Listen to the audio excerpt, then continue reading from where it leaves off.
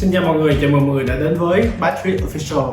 Dành cho những ai lần đầu xem thì kênh mình sẽ chia sẻ những góc nhìn và chuyện bên lề về bất động sản. Trong video từ trước mình có nói về downtown mới ở Việt Nam và những downtown trên thế giới.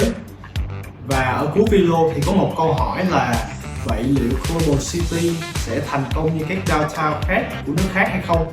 Nếu mà ai chưa xem video đó thì mình sẽ để link ở dưới phần mô tả, hay là mọi người cũng thể ấn vào cái nút chấm than ở bên tay phải nhé. Vì các tầm này có tính liên quan mật thiết với nhau cho nên là mình khuyến khích mọi người hãy quay lại video tuần trước coi trước rồi hãy quay lại coi video tuần này nha. Ok, và câu trả lời là Foster + Partners. Và trong tập ngày hôm nay mình sẽ giải thích cụ thể tại sao đây chính là yếu tố quan trọng nhất để Global City thành công. Ok, let's go.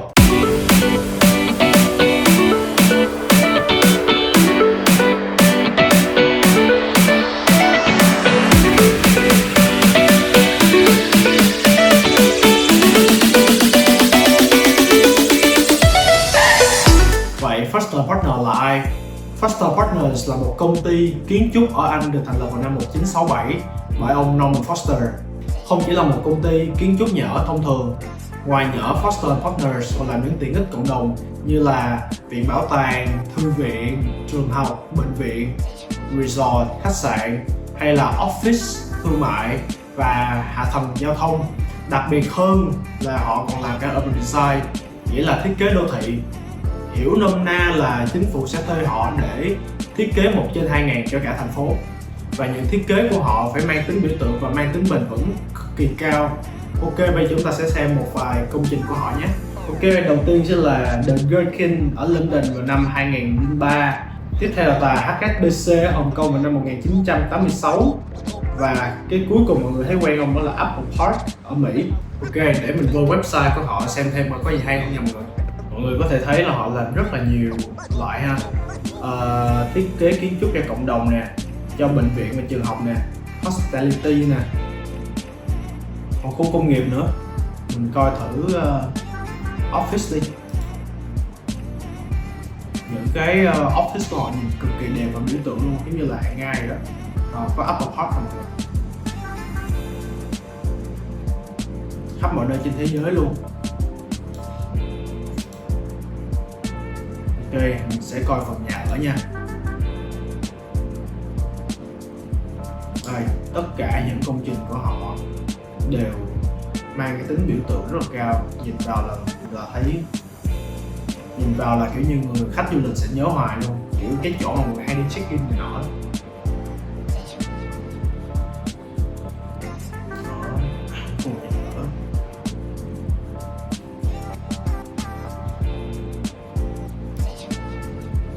Tổng cộng là 56 dự án nhà ở nha mọi người. Còn cái thời gian có thể vào cái link này mình cũng sẽ để phần mô tả để mọi người maybe coi thêm ha, nhưng mà nó sẽ ở dạng tiếng Anh thôi chứ không có tiếng Việt. Ok, và Global City của mình là khu thương mại đúng không? Thì mình sẽ coi retail đã từng có kinh nghiệm làm cho những ai nha. Chỉ tại Apple không chạy. Ở Ả Rập nè, USA nè, Turkey nè. Có Apple, cái cục này ở ngay Marina Bay Sands cũng làm ở mọi người. Ở Ý, ở Bangkok.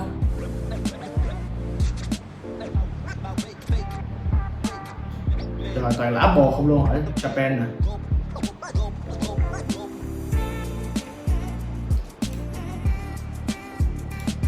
Và thậm chí họ còn làm cả urban design như mình có nói ở phần ban nãy. Đây mọi người coi thử nè, ở ngay khu Quáp ha.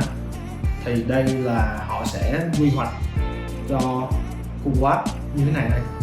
Đẹp không mọi người? Quy hoạch tuyệt vời luôn á.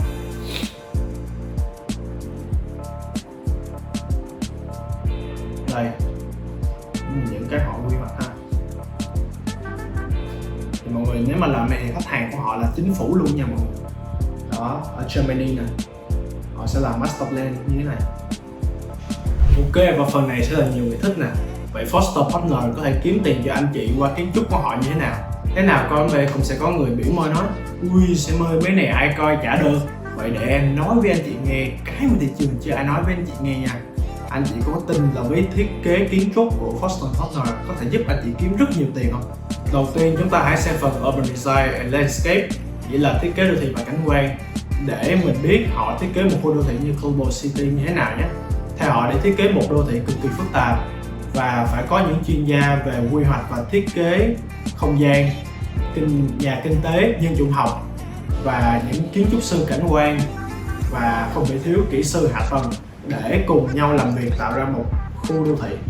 Phong cách thiết kế đô thị của họ sẽ phù hợp với nhiều người từ các tầng lớp khác nhau và thích nghi tốt qua các thế hệ, bởi vì họ tập trung vào kết nối cộng đồng và thúc đẩy phúc lợi cho người dân. Còn về cảnh quan, đối với họ cảnh quan rất quan trọng tới việc phục hồi môi trường và phúc lợi của người dân. Cho nên cơ sở hạ tầng xanh của họ sẽ giúp nhiệt độ đô thị mát mẻ, tích trữ mưa, che nắng và cách nhiệt cho các tòa nhà.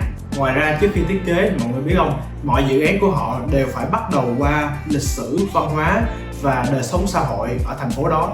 Phần này mới ảo diệu nè mọi người, đó là phần Environmental Engineering, kỹ thuật môi trường của họ để giúp họ đạt được kiến trúc bền vững, hay còn gọi là Sustainable Design. Nên nhớ hồi bên Úc mình có học môn này mà chưa hiểu sâu, cái nghiên cứu cái này xong phải như được thông não vậy á. Bình thường mọi người có để ý là những cái tòa nhà cao như là Vincom, Đồng Khởi, họ chỉ dùng mỗi cái miếng năng lượng mặt trời thôi không? Đó là hết rồi đó. Còn Foster Partner là họ thiết kế giống vậy nè, hồi đầu đúng không? Mà để mình giải thích cho nha. Đầu tiên á là họ sẽ đo ánh sáng mặt trời chiếu xuống tòa nhà để lấy ánh sáng tự nhiên. Sau đó họ thiết kế cái góc kính để phản chiếu lại lên khối rừng xanh đối diện. Ống xả máy lạnh của mỗi tòa nhà sẽ thiết kế ở cái khu mà ánh sáng phản chiếu đó, cộng với độ nóng, độ xả ra, phủ thêm chút độ ẩm, đủ ẩm để mình nâng lên tầng mây để chiếu qua mưa cho cái tòa nhà đối diện. Vãi đạn chưa? Nghĩa là gió, độ ẩm, nắng, sức nóng kết hợp lại với nhau để tạo ra môi trường Zero Net Emission.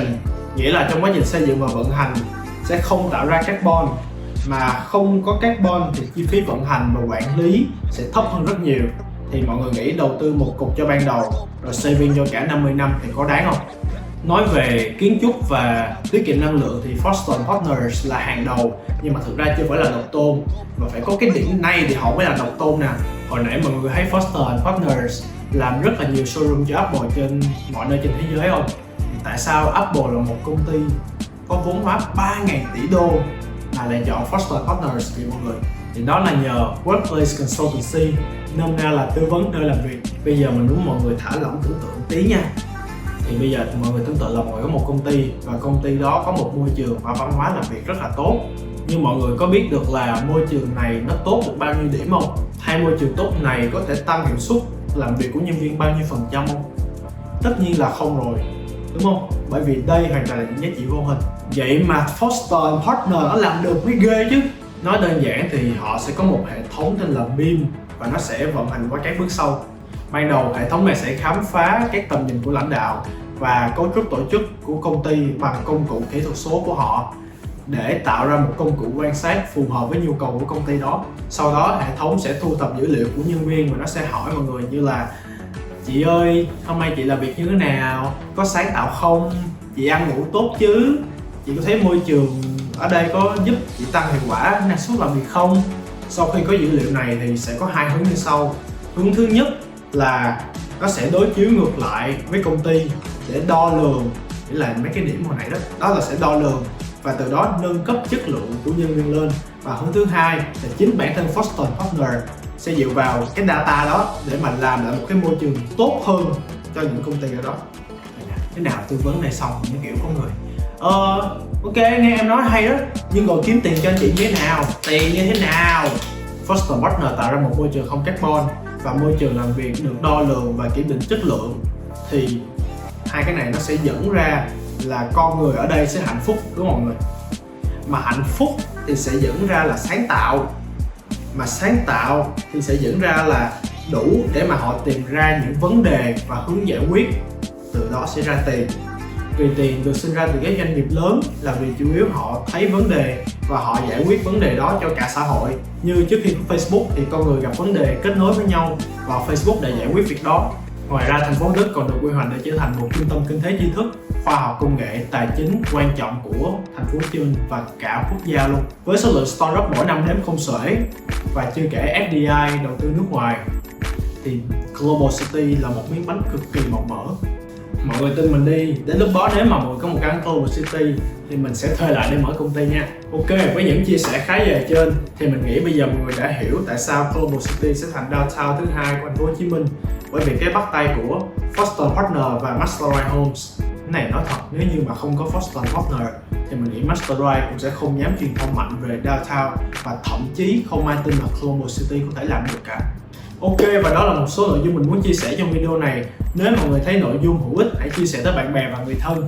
Cảm ơn mọi người đã theo dõi và ủng hộ mình bằng một like, một subscribe để video này lan tỏa tới nhiều người hơn nữa, và ấn cái chuông để không bỏ lỡ những video sau này. Bye bye!